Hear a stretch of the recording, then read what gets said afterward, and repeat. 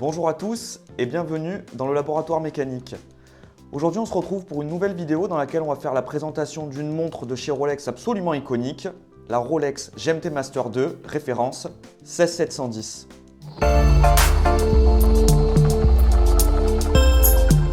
Alors ça fait un petit moment que j'avais pas tourné de nouvelles vidéos, j'avais un peu une petite baisse de motivation, mais on va essayer de revenir en forme pour la reprise. Merci d'être de plus en plus nombreux d'ailleurs à me suivre, puisque j'ai vu qu'on avait passé récemment la barre des 600 abonnés. Donc merci pour ça, et on va essayer de reprendre un peu le rythme des vidéos. Donc aujourd'hui, on n'abordera pas de sujet trop technique sur cette montre, puisque je l'ai déjà fait dans ma précédente vidéo, que je vous invite à aller voir si vous ne l'avez pas déjà vue. Donc guide d'achat Rolex GMT Master 2 16710, où je vous explique tous les détails techniques de cette montre. Aujourd'hui, on est plus sur une présentation avec des jolis plans vidéo pour essayer de vous montrer un peu en détail vraiment à quoi ressemble la montre. Initialement, donc, la GMT Master a été créée par Rolex pour les pilotes de la Pan Am. Et c'est une montre qui dispose donc d'une aiguille additionnelle et couplée avec donc une lunette 24 heures, vous pouvez ainsi instantanément avoir un second fuseau horaire sur la montre. La version que je vous présente aujourd'hui donc est une série N. Si vous avez regardé mes précédentes vidéos, vous devez savoir que série N, ça correspond à 1992 et je vous la présente en détail. La Rolex GMT Master référence 16710 est équipée du calibre 3185. Donc c'est un calibre avec la complication GMT qui dispose d'une réserve de marche confortable de 48 heures. C'est également un calibre qui est certifié chronomètre suisse, ce qui signifie que sa dérive journalière doit être comprise entre -4 et +6 secondes maximum. On retrouve sur cette montre le célèbre boîtier Oyster, donc ici étanche à 100 mètres. Vous pouvez constater donc le travail sur les cornes avec ce superbe brochet circulaire et ces chanfreins si caractéristiques des montres de cette époque qu'on ne retrouve plus sur la production actuelle. Et vous savez que c'est notamment en partie à cause de ça que je préfère ce que faisait Rolex auparavant. On peut également trouver de belles alternances avec ce brochet, donc avec le poli qu'on peut retrouver sur les flancs de boîte. C'est vraiment du beau travail. On retrouve sur cette montre également une lunette bidirectionnelle graduée sur 24 heures qui vous permet donc de lire un second fuseau horaire. Ici, dans sa livrée Pepsi, parce qu'elle est donc bleue et rouge, vous devez déjà le savoir. Elle existe également dans une version coque, noire et rouge, ou alors dans une version noire, toute simple.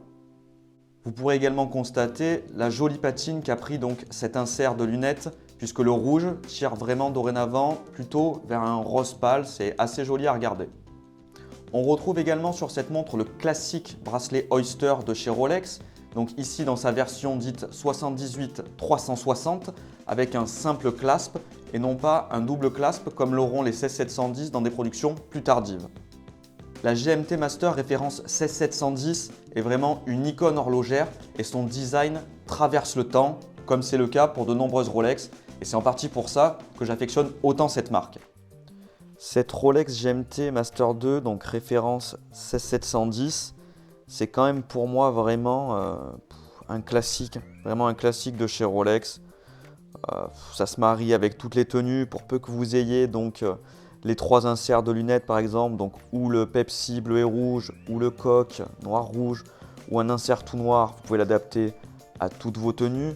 Si vous voulez un côté un peu plus chic peut-être, vous pouvez également essayer d'avoir un bracelet jubilé sur cette montre.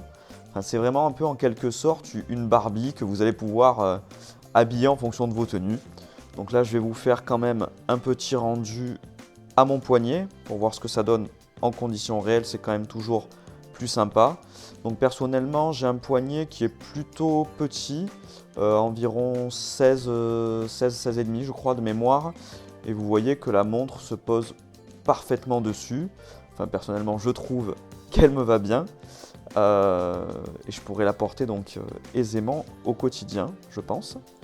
Voilà, avec son verre saphir qui malheureusement rend quelques reflets suivant comment vous regardez la montre.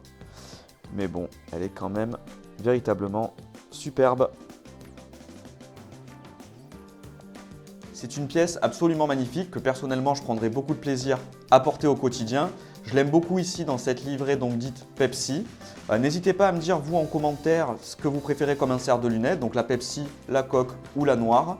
J'aime bien la porter sur bracelet Oyster, mais je vous avoue que si j'avais un bracelet jubilé pour porter la montre, je pense que ça ne me déplairait pas non plus. Merci en tout cas d'avoir regardé cette nouvelle vidéo. J'espère que vous serez nombreux à l'apprécier. Je vais essayer donc de reprendre un peu le rythme comme je vous disais pour refaire un peu des vidéos plus souvent. Merci pour votre soutien et on se retrouve très bientôt pour une prochaine vidéo.